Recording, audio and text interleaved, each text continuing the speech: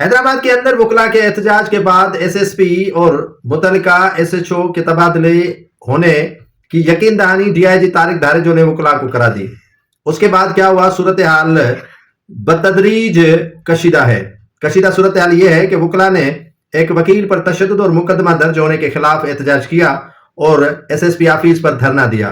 धरना जारी रहा और रात देर तक उस मामले को सुलझाने के लिए डीआईजी हैदराबाद पहुंचे वकला के पास। अब वकला को कहा गया कि एसएसपी नहीं रहेगा, एसएचओ का तबादला होगा। एसएचओ के तबादले और एसएसपी के तबादले के बाद और डीआईजी हैदराबाद तारिक धारेजो बाद में जाकर वकला से माफी लेने के मामले पर अब सूरत हाल यूं हुई है कि जो एसएचओ है मुख्तलिफ थानों के, वो एहतजाजन ड्यूटी करने से इनकार कर रहे हैं कि आए रोज वकील हजरात हमारे पास आते हैं, नाजायज काम हमसे लेते हैं और हम पर दबाव और प्रेशर डलवाते हैं।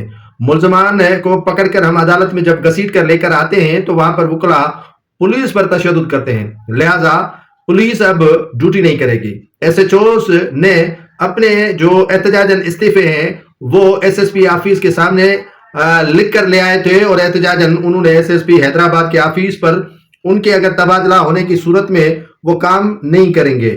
ये कहा गया है कि एसएसपी हैदराबाद का तबादला कर दिया गया है, एसएचओ मुतल्लिका जो है वो हटा दिया गया है, डीआईजी माफी तक पहुंच गया है।